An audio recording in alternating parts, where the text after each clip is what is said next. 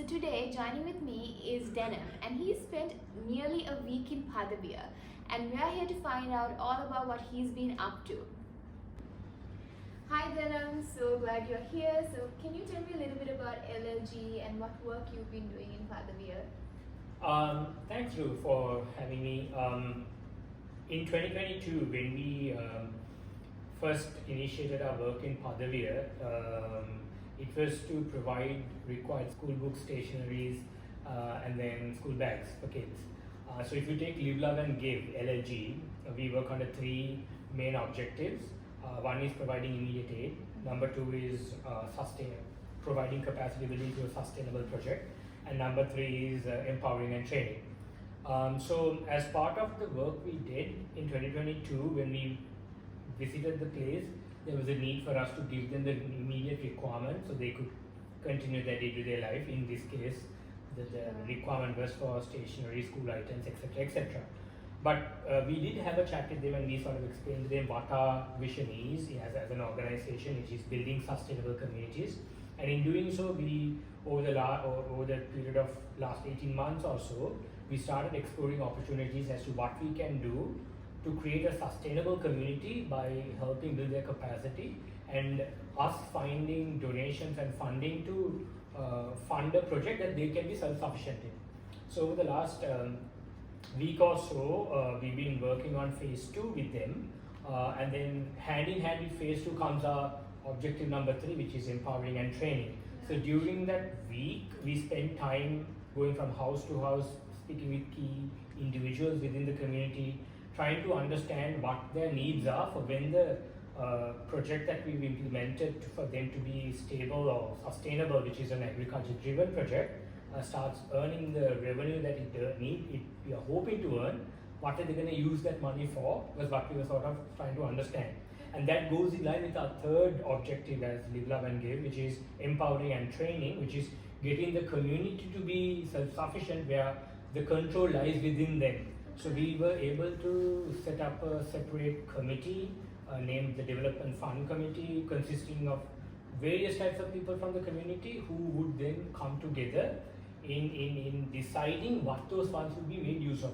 So our work is threefold: immediate aid, capacity building, that is building sustainability, and then third is empowering and training. And everything that we've done is along those three objectives. That's been our objective. So our entire time last week was to focus on the third objective, is empowering and training, which is the next step. So sustainable project should be nearly sorted or nearly done towards the latter part of this month.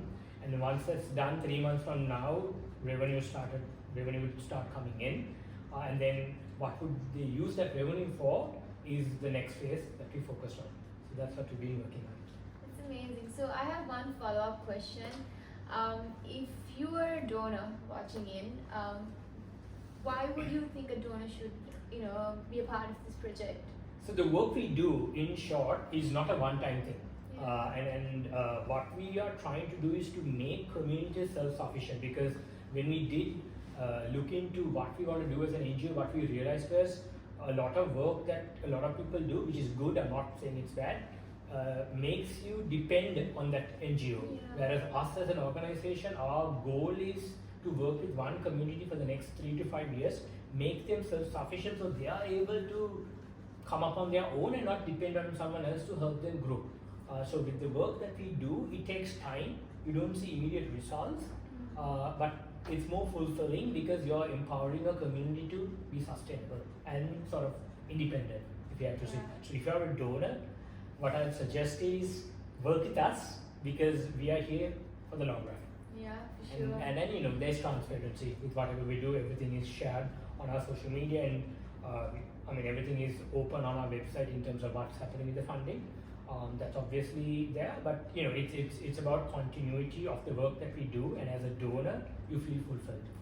Yeah, and just one last thing: do you think the donors have a chance to maybe partner with us? Yes. So one of the things that we are implementing is asking donors who donated money, who wants to see the work that we do and wants to know more about it. Sometimes you could hear, you could see, but when you experience it, it's a totally different sort of experience. to join us, because we'll be arranging a visit to Padaviya, and if you'd love to be part of it and go understand more about it, feel free to reach out to us as a donor.